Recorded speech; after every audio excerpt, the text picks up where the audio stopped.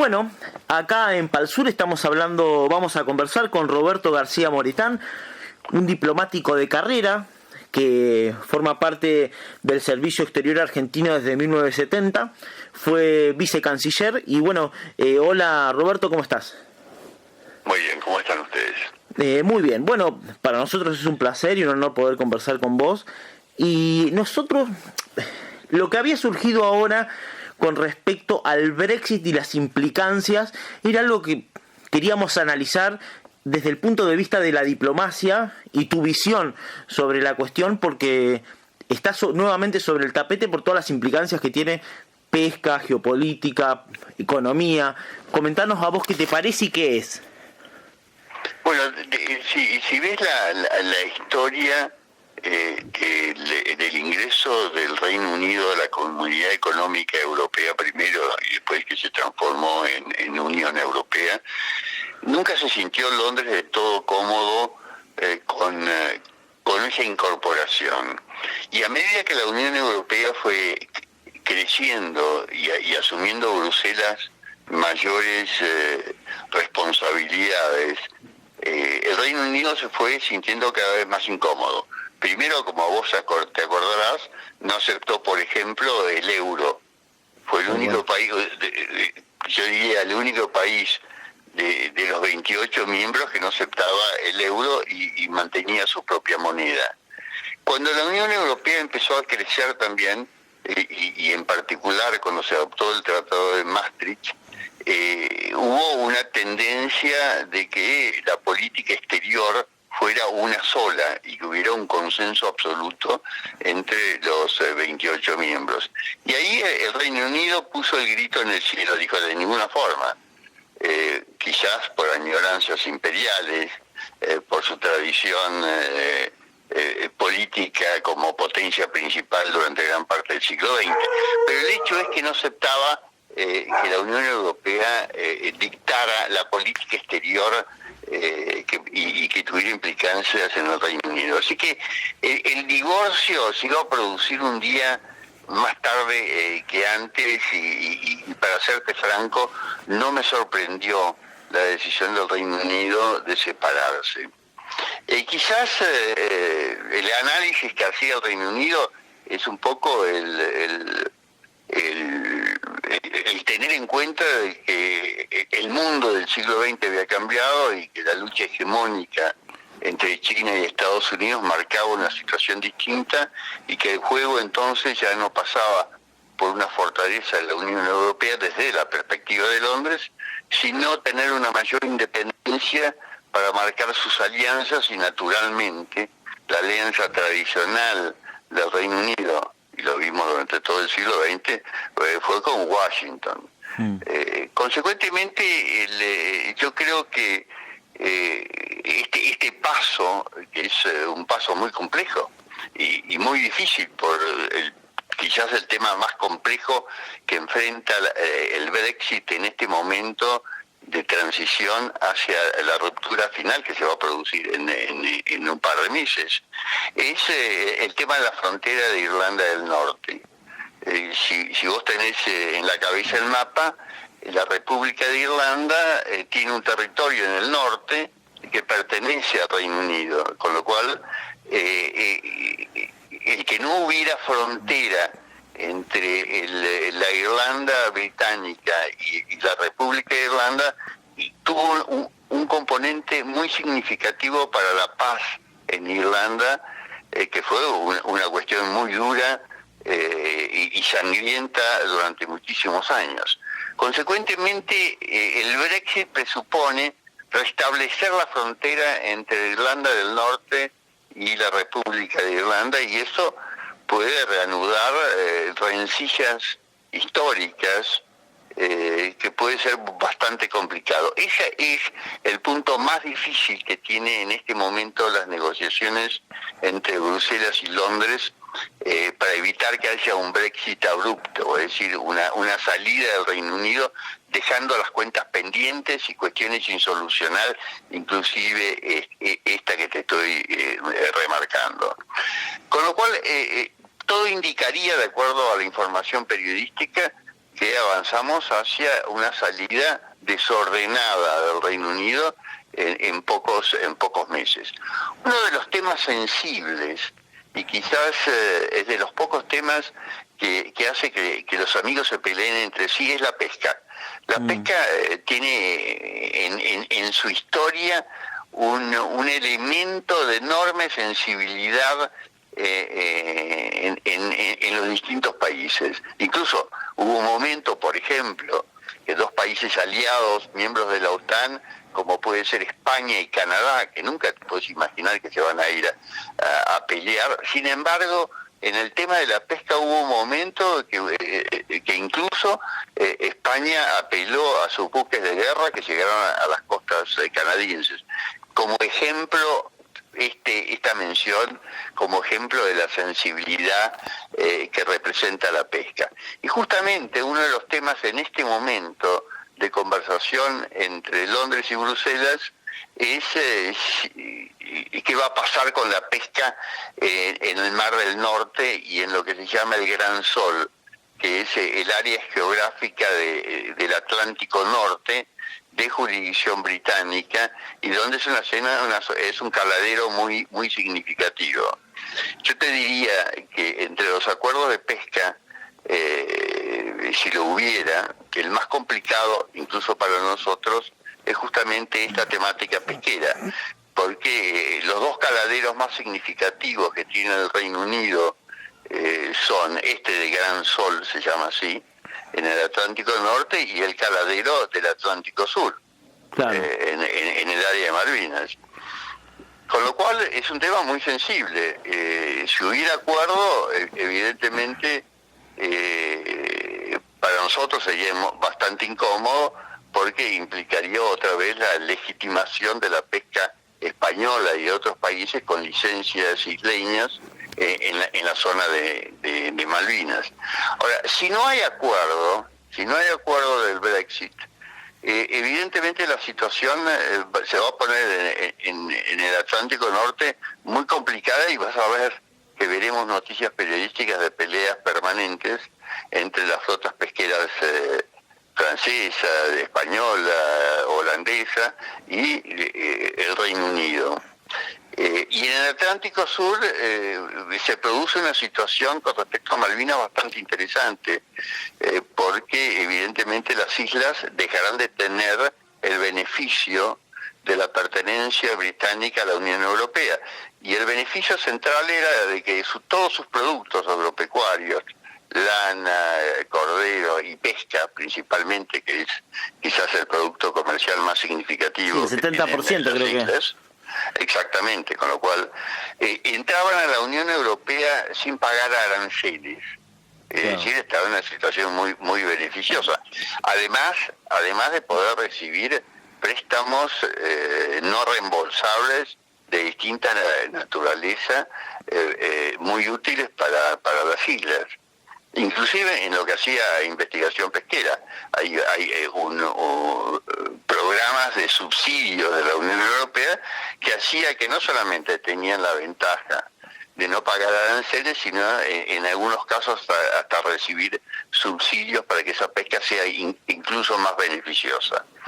Con una salida abrupta, sin acuerdo pesquero entre el Reino Unido y la Unión Europea, la pesca en las islas va a tener que pagar los aranceles de la OMC, la Organización Mundial del Comercio, que oscilan entre 6 y 16% según el producto.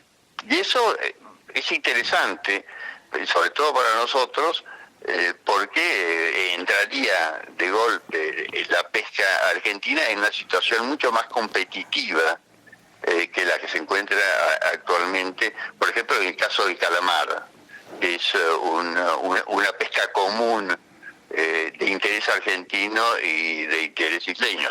Si bien la isla tiene además un calamar que se llama loligo, de una calidad distinta que en general nosotros no tenemos en nuestra zona económica exclusiva, pero el calamar ilex, que también se llama calamar argentinus en latín, ese es el similar al que pescamos nosotros, y evidentemente si tienen que pagar un arancel, la situación para ellos, para los isleños, se va a poner muy complicada.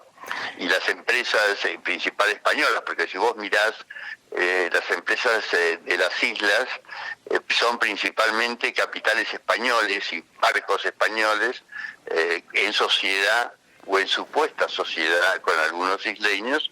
Y claro, mientras existía el beneficio de pertenecer a la Unión Europea, era un negocio muy rentable. Si eso se interrumpe, evidentemente estas empresas españolas van a tener que hacer un nuevo cálculo comercial y económico para ver si vale la pena continuar. Lo que estaría claro en el caso de un Brexit abrupto, sin acuerdo, las islas pasarían a tener una situación económica mucho más compleja que la que han tenido de estos años. En estos años el tema de la pesca les ha permitido tener fondos que te diría, para una población de 3.000 personas, los ingresos les daba una capacidad de ser de los países, de tener un mejor PBI per cápita. Ahora, todo eso, la cuestión de la pesca, evidentemente va a afectar, si la evolución es en términos de lo que te estoy diciendo, va a afectar muchísimos los ingresos de las islas. Y una consulta. Y evidentemente van a tener que reanalizar la situación. Una consulta, ahora hace poco se ha creado, se ha hecho esta ley para la ampliación del límite exterior de la plataforma continental, y también se ha hecho esta ley que incrementaría las multas por la pesca ilegal. ¿Esto influenciaría o perjudicaría aún más a los usurpadores o es igual? Con respecto a tu pregunta, son dos leyes distintas, que son, me parece, dos leyes buenas. La ley que aumenta las penas y las multas a los pesqueros que entran ilegalmente en la zona, no afectaría en general a los pesqueros de las islas, porque no pescan en la milla 201 en general. Puede haber alguna excepción, pero en general son de otra nacionalidad. Yo no he visto casos de pesqueros de los pesqueros isleños que vayan a la milla 201. Puede haber algún caso, pero no conozco ninguno que haya cometido alguna infracción de entrar ilegalmente a la zona económica exclusiva. Quiere decir que esa ley más que nada se aplica, y es una ley importante, a los otros 300 barcos que están en la 201 y que mayoritariamente son chinos. Ahora,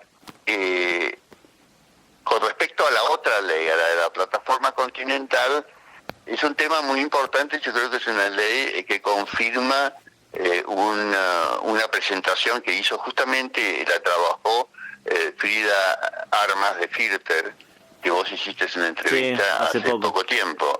Ella ha estado en el tema de la plataforma continental trabajándolo durante las últimas 3 décadas. Y este es un punto interesante, porque a veces la opinión pública no conoce en qué medida existen un montón de políticas de Estado y que han sido muy exitosas a través del tiempo. Por ejemplo, el tema de la plataforma continental fue un trabajo elaborado, como te digo, durante décadas, en el cual, para hacer la presentación en Naciones Unidas, y Frida te habrá explicado, hubieron que hacer muchísimos estudios. Yo fui presidente de esa comisión durante muchos años, estudios geológicos, estudios ambientales, una enorme cantidad de documentación que había que presentar técnica para que Naciones Unidas la aprobara o la rechazara. En muchos casos Naciones Unidas los ha rechazado y les ha pedido más estudios. Me acuerdo en este momento del caso de Rusia, para dar un ejemplo. Así que la Argentina, de entrada, Naciones Unidas lo aceptó, después de un trabajo, como te digo, de décadas, y que pasaron un número importante de administraciones de características políticas diferentes. Así que la política de Estado alrededor de la plataforma continental fue una que se mantuvo a través del tiempo y fue muy exitosa. El resultado final de ese ejercicio necesitaba una ley como que adoptó el Parlamento el otro día, que confirma la soberanía argentina sobre esa plataforma, que son 350 millas. La zona económica exclusiva son 200 millas desde la costa.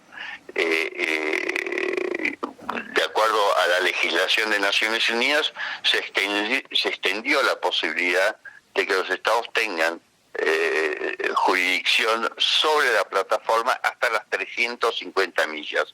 Lo que hace la ley recientemente adoptada, bueno, confirma en términos de nuestra legislación esa ampliación importantísima del subsuelo marino como soberanía argentina.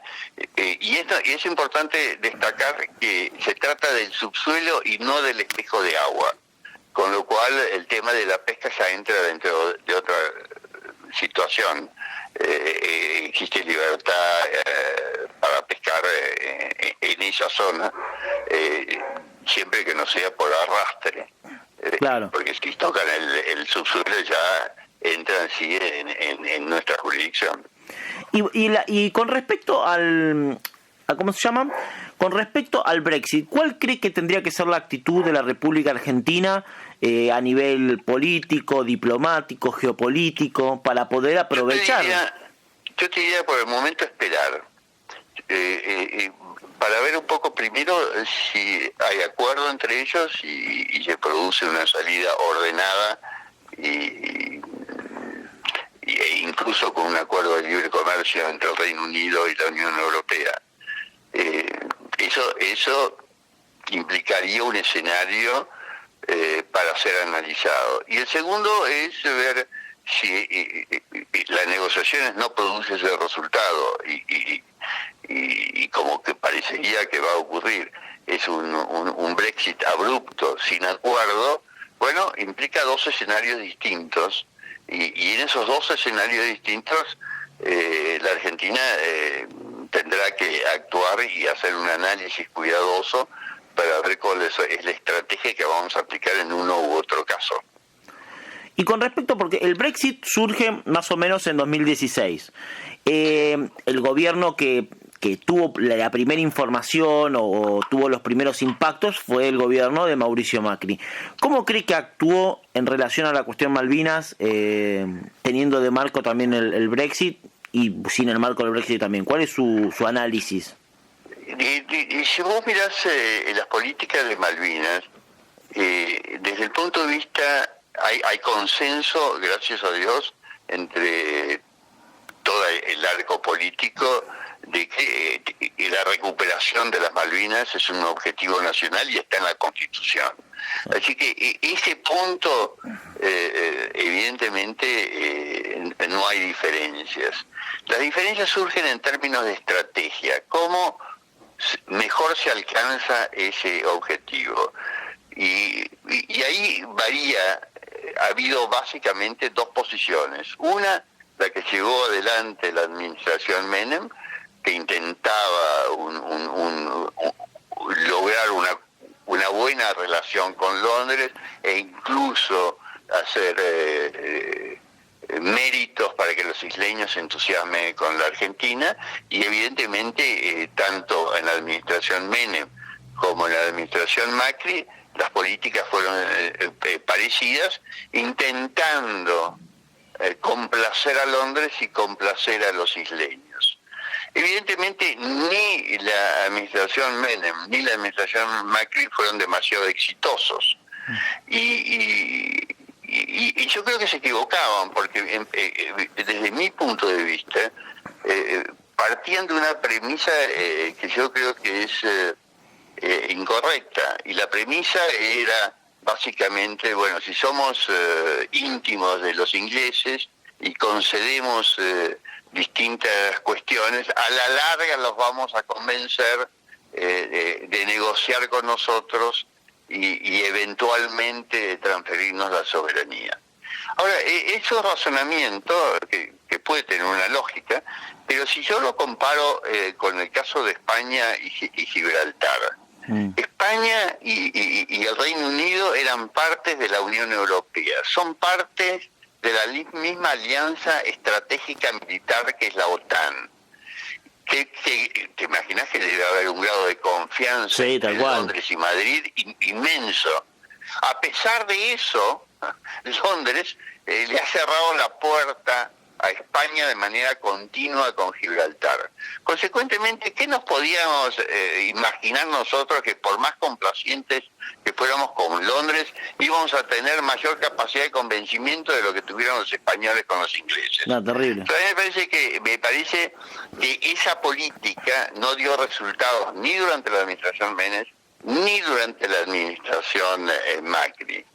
La otra política es la de intentar tener mayor presencia en el Atlántico Sur, claro, y evidentemente incomodarlos y hacer uso de esa presencia y llevarlos a que una Argentina fuerte en el Atlántico Sur los convenza que es más meritorio negociar que pelear.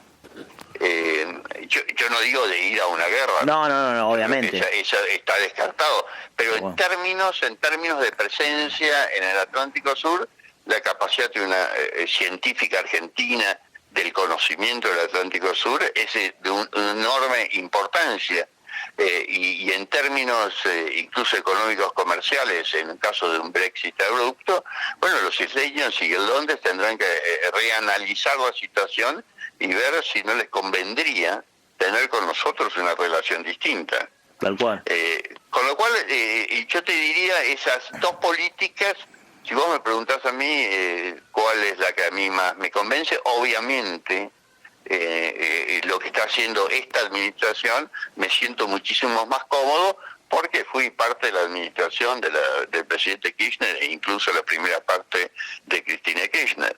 Pero también trabajé en estos temas durante la administración de la Rúa y Alfonsín, con lo cual que tenía una política también similar a la actual. Entonces, entre las dos políticas, la de intentar una relación amorosa con Londres y la de tener una relación fuerte y de presencia importante, me inclino por esta última. Tal cual. Hay que recordar a quienes estén escuchando que Roberto forma parte del Servicio Exterior de la República Argentina desde 1970, por lo tanto ha recorrido los diferentes gobiernos y las diferentes estrategias, has estado más o menos ahí en la mesa, por lo menos para saber. Sí, te digo que en esta larga carrera he pasado por un arco de periodos políticos distintos. Incluso era un joven diplomático en la época de la dictadura, claro. Y incluso era un joven diplomático cuando ocupamos las Islas Malvinas, las recuperamos en el 82, estaba en el gabinete del canciller Costa Méndez en ese momento. Bueno, la verdad, Roberto, muchísimas gracias por esta entrevista. Te vamos a seguir molestando. De hecho, yo ya me interesaría hablar sobre el memorándum de entendimiento del 68. Eso me encantaría que usted lo comente porque seguramente lo debe tener bastante en claro y ver el impacto que podría tener hoy una cosa similar. Lo dejamos para la próxima, si le parece. Encantado cuando vos quieras. Dale, muchísimas gracias. Hasta luego. Hasta luego.